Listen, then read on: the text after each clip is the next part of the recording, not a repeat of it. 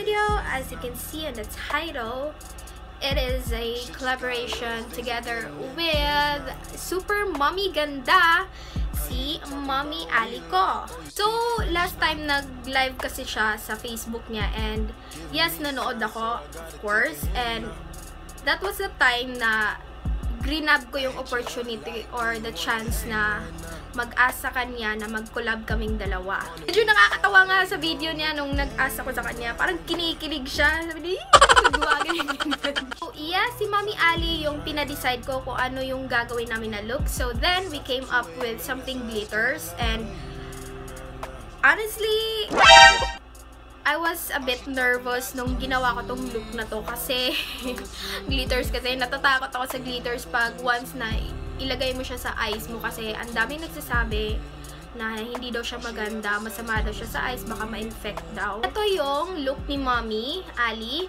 So it is a combination of violet, pink, silver, ano pa ba? Yes, if you want a look like kay Mommy Ali, please go to her channel and please do subscribe also and hit thumbs up. If you want something na super glam and fun na makeup look, pwede to siya. And I think pwede din to siya for parties, lalo na pag gabi kasi, my gosh, bling-bling na bling-bling yung mukha mo. Thumbs up pala if you really love glitters or something like that. And please do subscribe to my channel for more upcoming videos. If you want to achieve this look, then you know the drill. Just keep on watching. And if you want na same ng look kay Mommy Ali, then go to her channel and subscribe. And please do like the video also. And of course, I will link it down below yung YouTube channel niya and other social media platforms niya. Yeah, let's get started. So, sa mga palette na gagamitin ko, of course, eto sila. Yung mga Morphe na palettes. This is the, ano ba to? 35B and the 35K. Anyways, kung saan ko daw to nabili ko to kay Gorgeous Angel. Yung Angel's Beauty Shop. And just check the description box down below kasi ilalagay ko yung mga social media platforms niya kung saan nyo siya pwede makontak. Is we need to prime our eyes, diba? So, ito yung gagamitin ko, the Naturactor na concealer. And this is in the shade of 141. It's a little bit lighter shade siya sa skin tone ko, but sige lang, okay lang naman. I'll work this out. Charot. Grabe naman sad niya akong mirror. Oy! May Korean pa, so may price pa siya. Kano to? 58 pesos. Kasi yung mirror ko, yung green ko na nabili ko sa Daiso, nahulog, nabasag. So, eto, nagpabili ako sa tita ko. Anyways, i-apply natin siya dito. Ayan.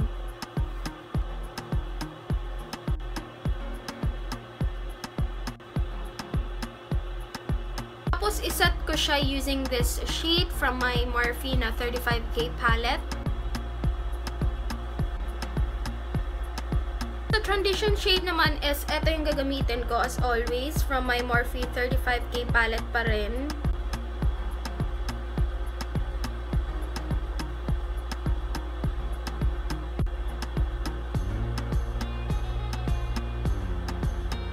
From my, Morphe 35B na palette, ito yung kukunin ko na shade. Tapos, after ko mag-blend out na ito na shade, ito na naman na shade. Mas dark siya kaysa dito. Papansin na tapos na ako mag-apply. So, yan. I-apply lang natin siya. Bali, sa crease pa rin siya i-apply. And then, we're going to blend it kasi pangit siya tignan. May mga harsh lines.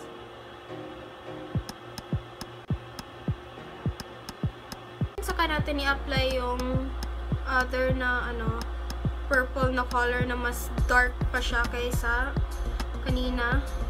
Then i-apply ko lang siya dito sa bandang outer V area ng lids ko. Then working out pa inner corner, ayan, dyan lang siya i-focus. Tapos from my Morphe 35K na palette ulit, ito yung kukunin ko na shade. This one right here. Hindi ko na alam binagagawa ko. Nagmi-mix-mix na ako ng kulay. And I will apply it dito pa rin. Bali, i-mix ko siya sa violet. Lul. Para mas dark yung kulay niya.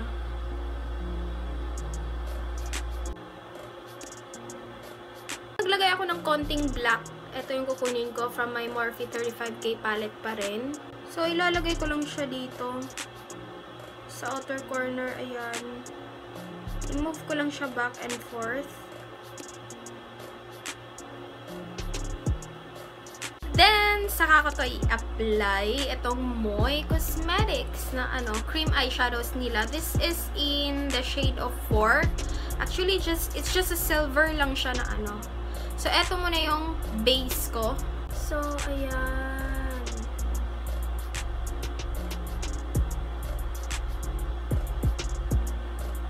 Then, after natin maglagay ng base from the Moi Cosmetics, ito yung gagamitin ko. Glitters! Nabili ko sa National Bookstore. I know it's not safe na maggamit ka ng glitters kasi daw sa mata. Meron din ako sa LOL. Ito siya. Meron akong silver dito. So, probably, kukuha ako neto light. Ito yung gawin ko as base first. Tapos, saka ko to ilagay. Napapansin nyo, parang may glitters na yung dito ko. And, naiinis ako kasi dumidikit siya dito sa upper. Sana, ginamit ko na lang yung setting spray ko para didikit talaga siya.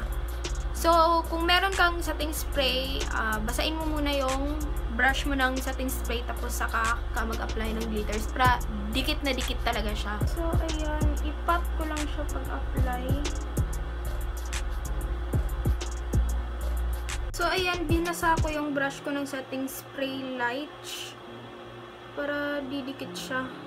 Kasi tingnan mo naman, nagme-messy na naman siya sa taas. So, ayan. Kahit anong gawin ko, didikit pa rin siya dito. Hindi ko alam kung paano yung tatanggalin. So, mag-line muna tayo sa lids using this Maybelline Hyper Sharp Wing in black. My all-time favorite na pen liner. I'm going to prime my face first using this Evian face mist spray na nabili ko to sa Watsons. For the foundation today is ito yung gagamitin ko. The Laura Geller Bake Liquid Radiance Foundation in the shade of Tan.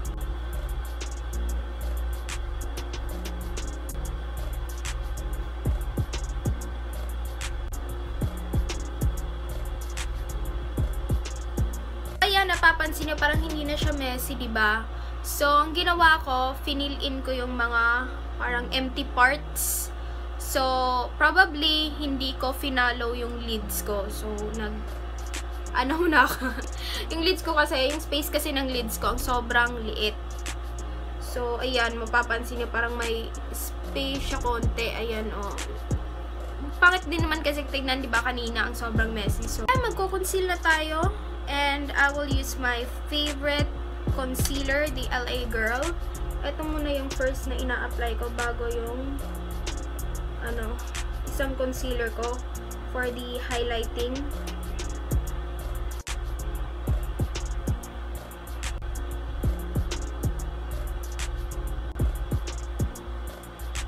Then, saka ko to siya i-apply. Itong Naturactor na concealer. Ayan. Itong ginamit ko kanina for priming my eyes.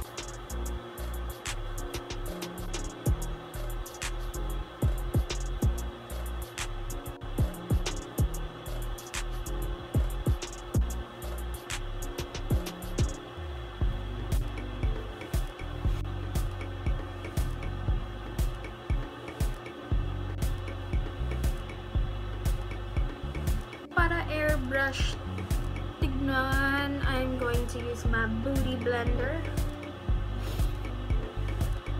And I'm going to set it using this loose powder from Nichido. This is in the shade of Creamy Glow.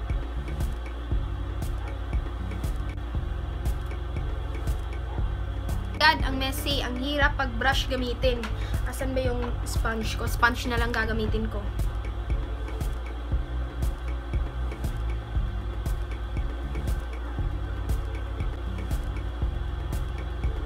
Contouring, ito yung gagamitin ko, and this is the City Color Contour Effects. Tapos ito yung shade na kukunin ko. I-mix ko tong dalawa.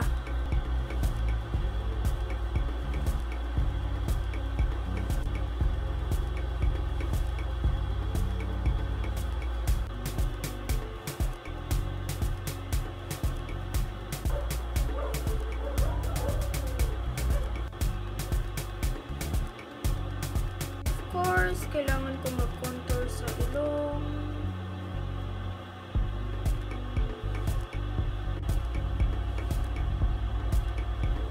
For the blush is, ito yung gagamitin ko from the LA Girl Blush Collection. Tapos, ito na shade, something like, ito, i-mix ko tong dalawa.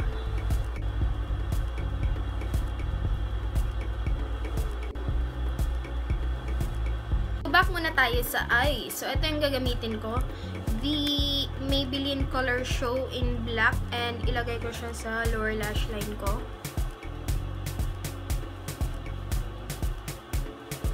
Tapos, i-blend out natin siya. Ayan. Tapos, I will apply some violet. Yung ginamit ko kanina. Hindi yung dark violet, ay yung something light. Kasi para mag-blend in siya sa black. Ayan. Tapos, eto naman na shade. Eto siya, something peach siya na may pagka-reddish. Something like that. And ilalagay ko siya sa lower lash line. Actually, nakalagay na ako dito sa baba. So, konti lang. Tapos, eto na shade. This one right here. Bagay siya for highlighting sa inner corner. Ayan. And this is from the Maybelline. Hindi ko alam kung ano name ng shades niya. Wala kasi, walang nakalagay. Pero sa Maybelline ko to nabili.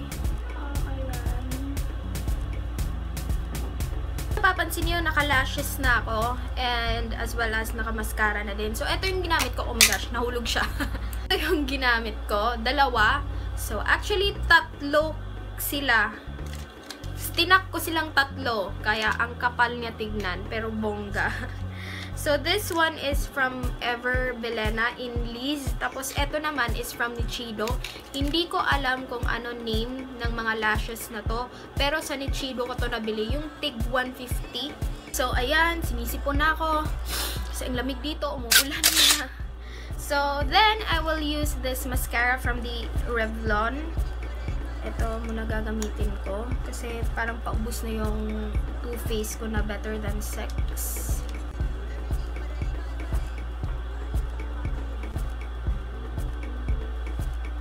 For the highlighting is eto, of course, my favorite, Mary Luminizer from The Balm.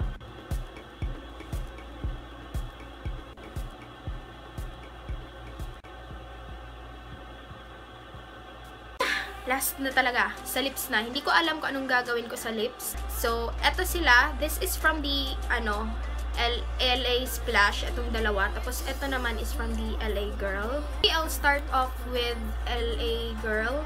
So, hindi ko alam kung ano yung resulta nito. Oh my gosh. Apply natin. Ooh! So, ayan siya. Dark na yung eyes ko, tapos dark pa yung lips ko. Oh my gosh, nangyari sa akin. And siguro, I'll apply something lighter shade. Ito, from the LA Splash. Let's try something new. Mag-experiment tayo sa lips ngayon. So, nag-apply na ako light dito sa, so, parang may glitter siya. So, mag-apply ako ulit. Ayan.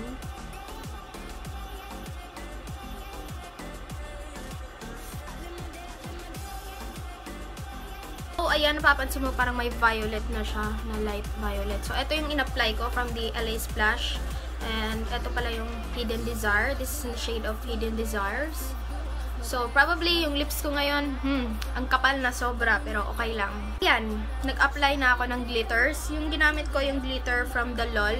So, ang ginawa ko, yung glitters, nilagyan ko muna ng setting spray para mag-stick talaga siya sa lips ko. Add din ako ng something pink na glitter, konti lang. And ilagay ko siya dito sa center. Ayan.